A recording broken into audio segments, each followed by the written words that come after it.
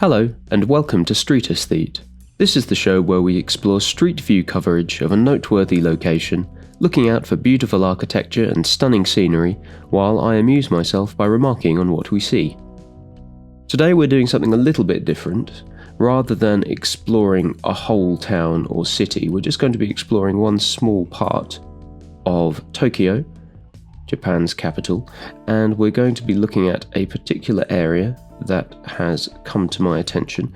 I don't know if this is quite the right way of pronouncing it, but I'm going to make an attempt. Jiyugaoka. I've not been to Japan, I don't know how to read or speak the language, so that's my best approximation.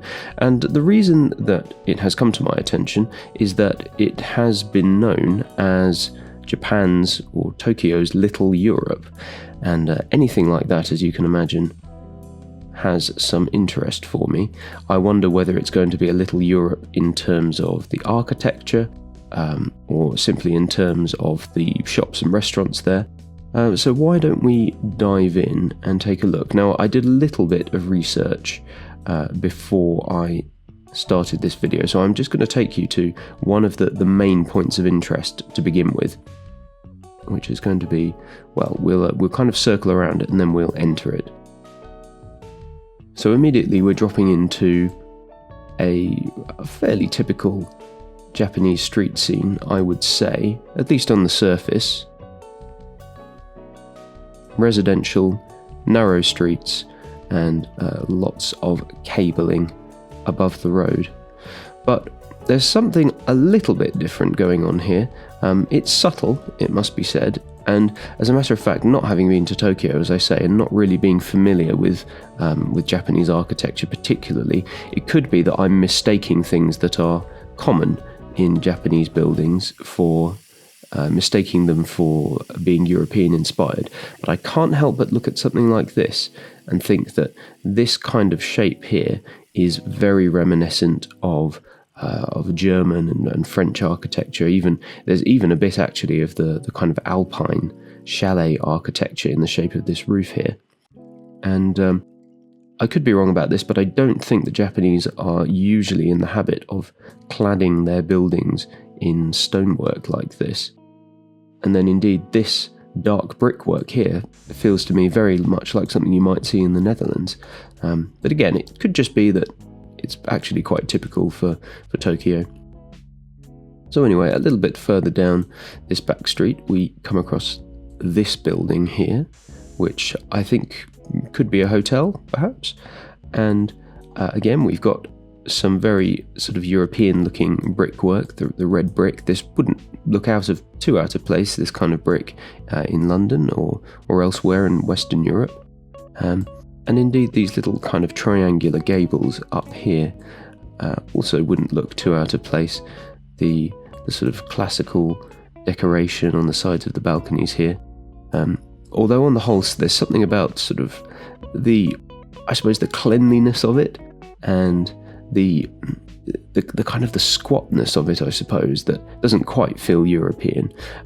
Squat in the sense that, I mean, it could be that we're having our perspective slightly distorted by the positioning of the camera, but it does feel, in fact, we are descending into this. I was going to say this ground floor feels as though it has rather a low ceiling, but perhaps not. But I suppose that also, if we saw a building like this in Europe, we might expect to have it to have an extra story or more. And then we've got this rather handsome little clock tower here. I say handsome, it's more cute actually than handsome. It's pretty small and neatly proportioned. But anyway, the real... Oh, we've got a Swedish flag there.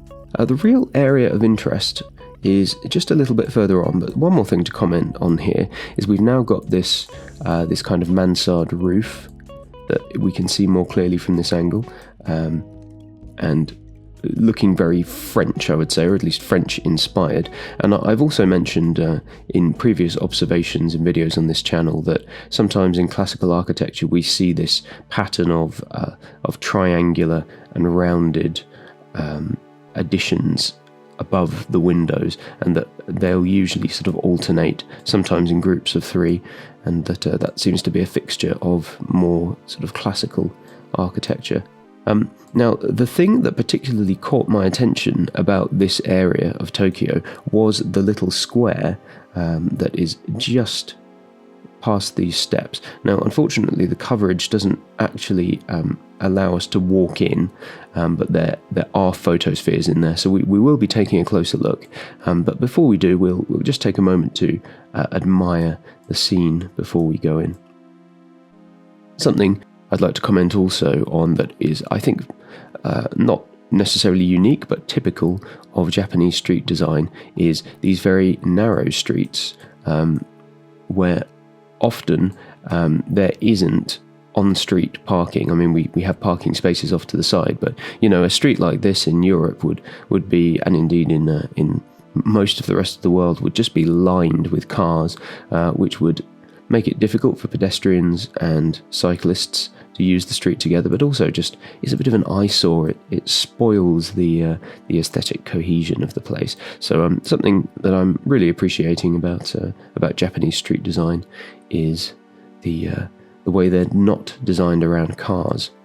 But anyway, continuing to look at the buildings now and the street infrastructure. This is a very lovely street lamp. Nothing too fancy, but it reminds me of something we might see in London or Paris. And then indeed this building feels to me quite Italianate. No extra ornamentation on top. I'm, as you may know if you've seen a lot of this channel, I'm very keen on gables of all kinds and kind of extra headpieces on the tops of buildings to give them that extra sense of distinction. But we don't have that here. We've got more of the kind of Italian style flat top. And then these little, what do we call these, struts? Not quite buttresses, trusses, neatly and regularly patterned. Just gives it that extra little bit of distinction and flair. But yeah, some lovely colours here to the buildings as well, the yellow and the red. A similar sort of style here. I would say this probably isn't typically Japanese style, definitely looks to be European influenced. And then actually this low brick wall. From what I have seen of Japanese street view coverage in Jiyugaoka, often they use a lot of concrete or kind of large blocks. This sort of brickwork is much more typical of Europe, and especially I would say, looking at this wall, of something we might see in my own country, in the United Kingdom. We've probably said about as much as we can about this particular part of the area, so I think what we'll do is we'll take a look at the coverage that's available and we'll see if we can get inside the square here. And indeed we can, and this is the area that I saw photographed that particularly caught my eye. We'll just do a full spin around to get a sense of where we are, and you'll notice that we're actually on a bridge here. Bridge over this small artificial body of water, and there is a lot to remark upon here. Again, we have the street lamps, and we've got these lovely Italianate balustrades here. These are very nice. Now, I think we'll have to take each of these buildings one at a time. So I think we may have been looking at the back end previously of this building. Indeed we were. It was this yellow one. So this is its front, and we've got this really wonderful upper balcony area, this terrace.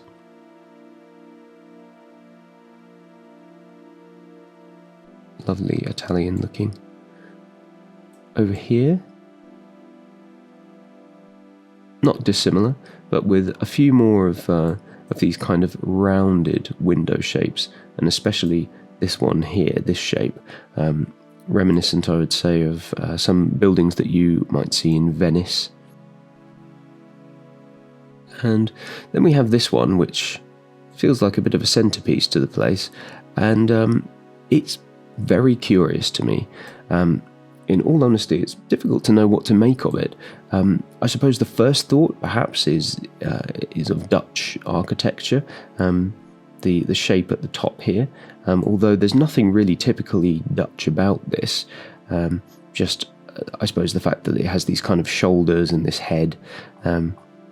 But this is really, I would say, probably uniquely Japanese. A real fusion of Japanese and European styles. Yeah, I'd be very surprised to see anything like this in Europe. I wonder if I can put my finger on why exactly. I suppose it's that something that was this shape and had a clock face in it would be unlikely to have this sort of pale brick. I can't quite think of where you might even see something like that. And then just the window layout here is very unusual. Have they put a cross there on top? I wonder if that's a sort of a superficial nod. Very difficult to know what to make of this, in all honesty. It's a strange building. And then we have more of these kind of Italianate styles here. Yeah, it's got a bit of the feel of sort of a theme park about it.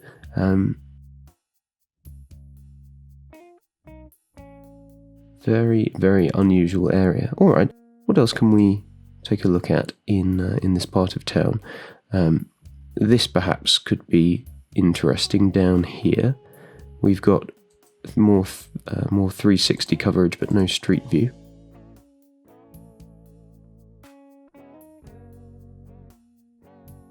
Wow. All right, we seem to have left Little Europe and to have entered into a fairly unambiguously Japanese area, and a bit of an unusual view here from the ground.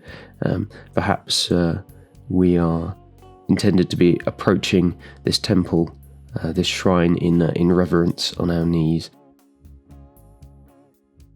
Yeah, difficult to comment on this building, being unfamiliar as I am with traditional Japanese architecture. But it's certainly striking. I'd like to be able to see it from a slightly different angle so I can kind of get a sense of what's on its roof. So we'll see if we can get onto one of these other photospheres. Okay, slightly better view of the place. Don't think the photosphere is quite placed in the right spot on the map. And it feels as though it is a nice shady oasis of calm from the bustle of Tokyo. Beautifully surrounded with trees and these traditional roofs all around. Yeah, a really lovely spot.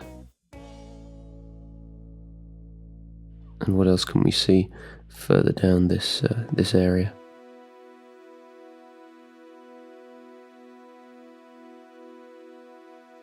Yeah, a little bit of a kind of a linear park thing going on here. Gorgeous old trees. And that is unusual. Can we get a bit closer to that? Maybe not. What about at the entrance to this area? Ah, yes, here we go. Okay, so again, not sure if this is something that you might typically see in Japan or whether this is more evidence of Little Europe, but there's something about the wooden beaming here that kind of reminds me of Germanic architecture, but on the whole, the kind of the boxiness and the rectilinear shape of the building here speaks more to me of Japan, I would say. But let's take a little wander a bit further down the street, see what else jumps out at us. An interesting building here, not necessarily beautifully proportioned. The symmetry is somewhat spoiled by this gap here, although I'm sure that makes a lovely balcony terrace to enjoy on a sunny day. And perhaps it's not really meant to be viewed from this angle. Maybe there's an angle it makes more sense from.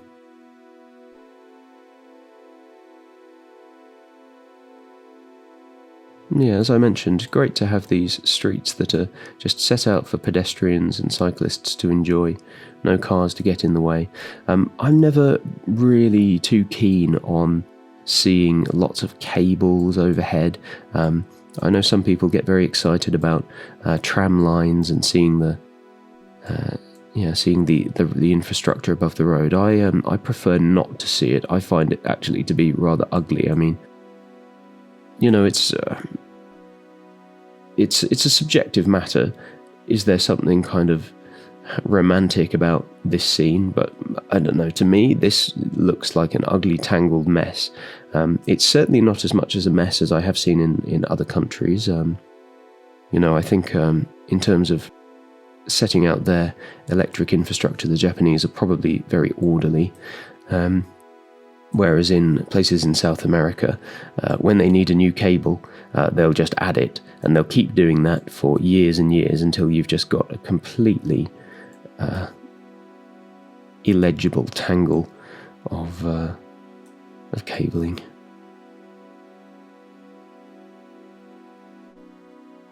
Yeah, some very varied shapes in the buildings here.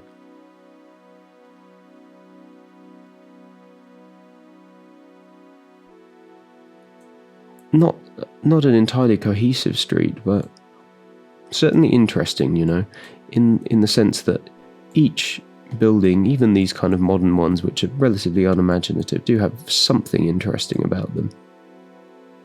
Well, I say that, but then you have things like this. I mean, this is very much a case of function over form. Yeah, the stripes here at least do something to break up the monotony of the facade there.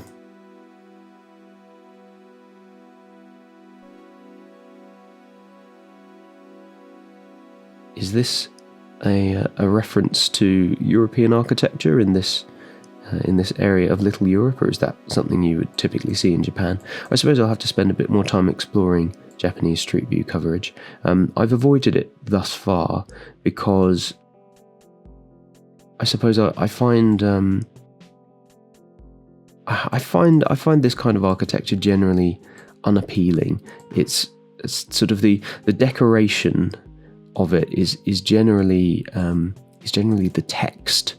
There's lots to read and lots of kind of graphic design around here, kind of popping out at you. But I tend to find well-proportioned buildings with classical ornamentation the most exciting to look at and comment on. Well, I think I'll call it here. I've sort of seen that one little corner of what we might call Little Europe, but perhaps that really was all that there is to see. Let me know in the comments if you think there are other places in Japan with beautiful architecture that I should be exploring. Stay tuned for more Street Aesthete videos where we explore noteworthy locations. And if you enjoy the music that you've been hearing in this video, then take a look at my first channel, which is where I upload all of my original music.